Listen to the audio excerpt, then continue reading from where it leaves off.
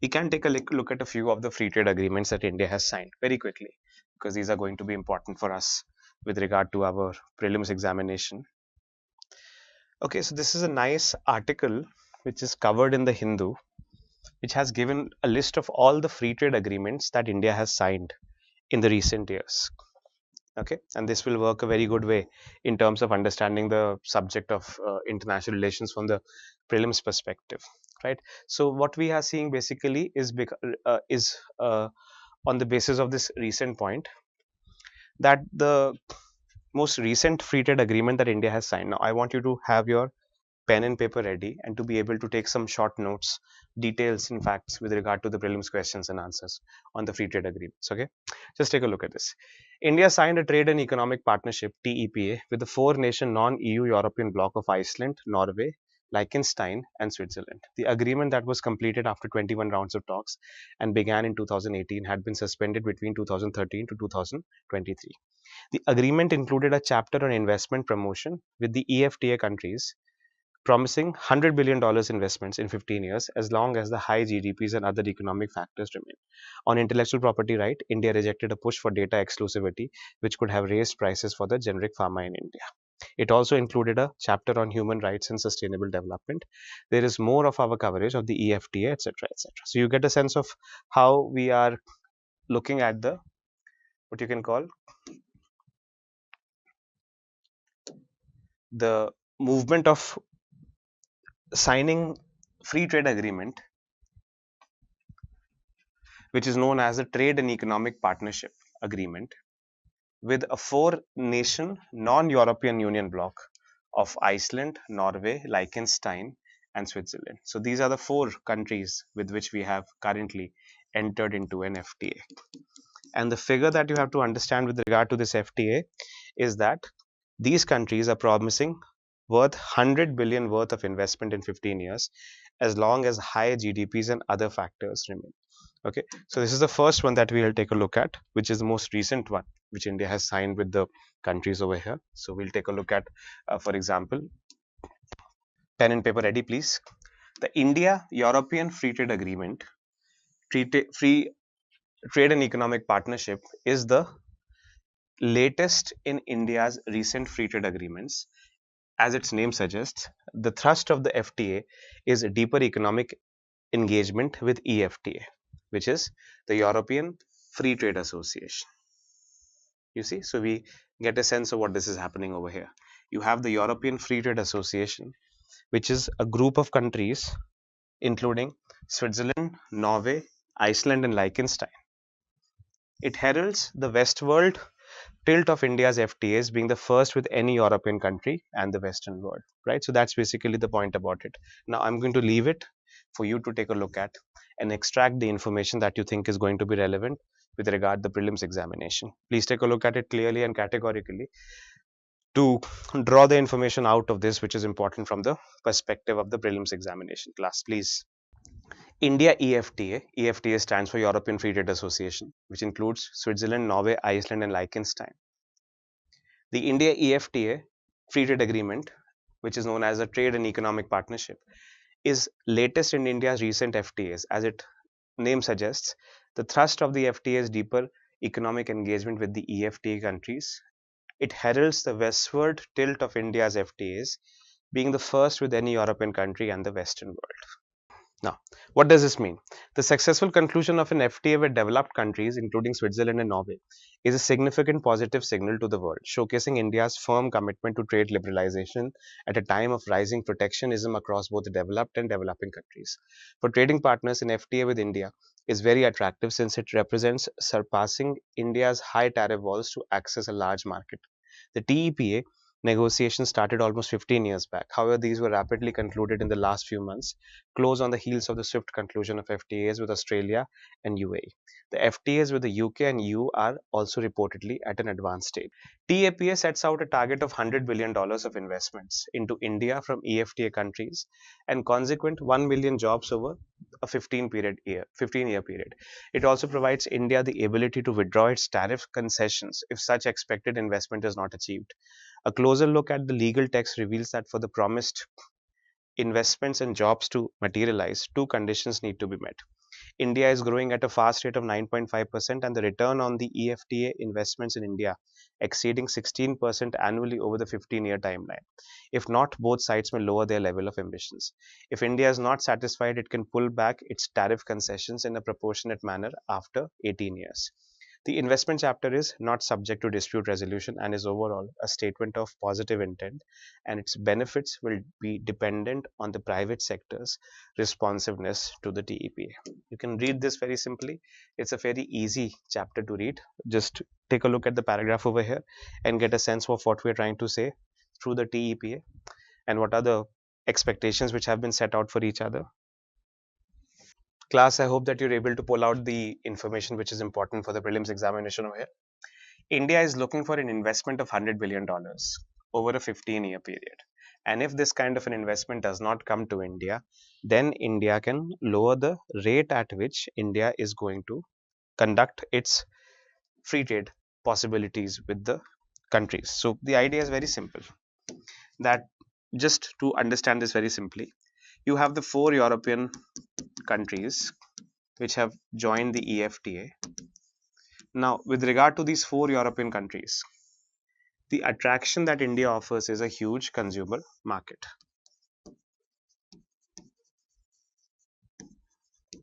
Right? This is the attraction that is there with regard to the consumer market that European countries have located in India.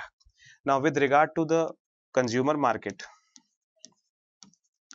if you are going to promise, let's say for example, a reduction, if India promises reduction in tariff rates,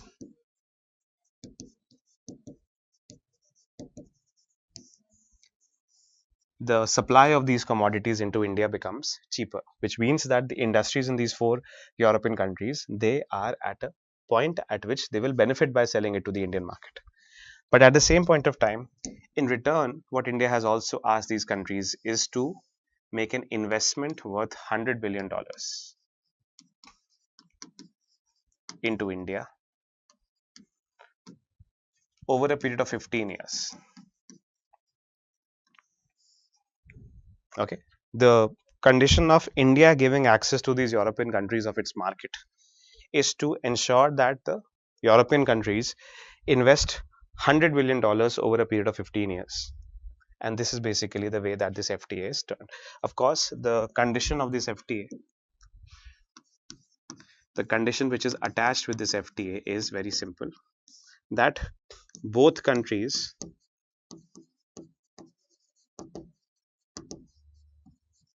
growth rate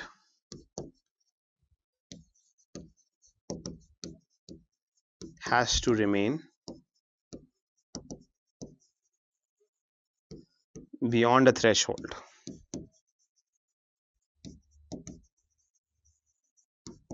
To achieve this execution, this is the condition which has been taken by both the countries with regard to the FTAs, right? So I hope that you understand the point that I'm trying to make via this FTA. You have, for example, again, TAPS sets out a target of 100 billion investments into India from EFTA countries and consequent 1 million jobs over 15-year period. It also provides India the ability to withdraw its tariff concessions if such expected investments are not achieved. A closer look at the legal text reveals that for the promised investments and jobs to materialize, two conditions need to be met. India growing at a fast rate of 9.5% and return on the EFT investment in India exceeding 16% annually over the 15-year timeline. If not, both sides may lower their level of ambitions. If India is not satisfied, it can pull back its tariff concessions in a proportionate manner after 18 years. The investment chapter is not subject to dispute resolution and is overall a statement of positive intent. Its benefits will be dependent on the private sector's responsiveness to the TEPA. Class, so I just want you to take a look at this particular paragraph again.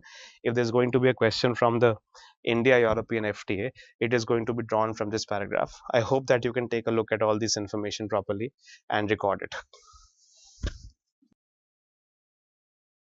Okay. The chief gain here is the EFTAs market, which can have more access to India due to tariff concessions.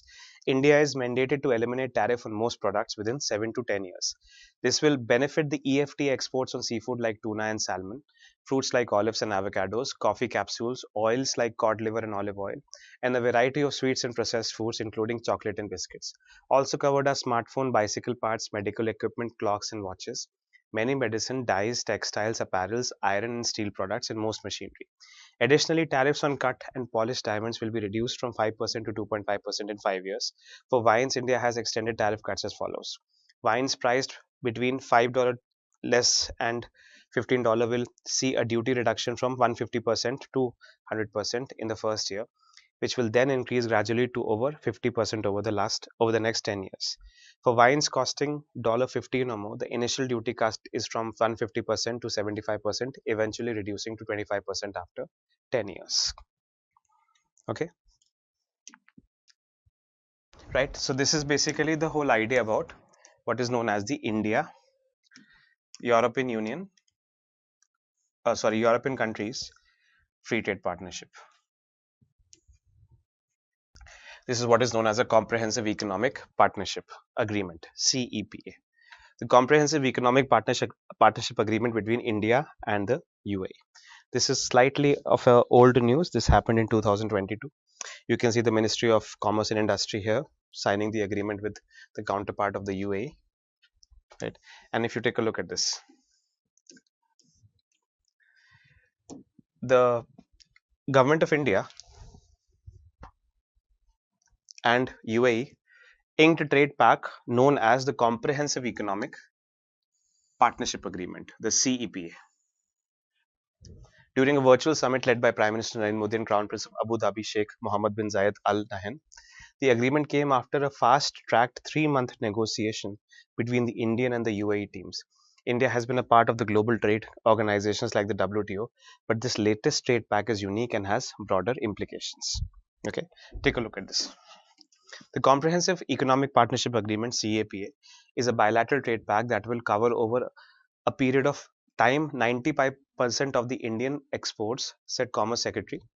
This will include leather, processed agriculture and dairy products, handicrafts, gems and jewelry, furniture, pharmaceutical, foods and beverages, engineering products, and nearly the entire spectrum of items produced by the Indian economy. Apart from the goods sector, it will also include the services sector. Indian officials said that they expect the services sector to boom by $15 billion in the coming 5 years.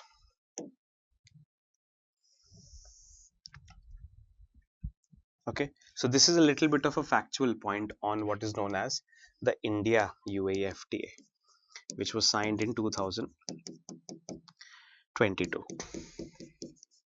Right, this is going to be again a part of the free trade agreements that India has signed. The name of the agreement is Comprehensive Economic Partnership Agreement, CEPA. Comprehensive Economic Partnership Agreement, CEPA.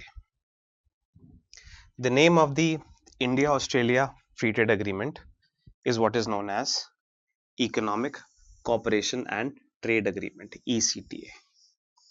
Right? ECTA. India-Australia Economic Cooperation and Trade Agreement.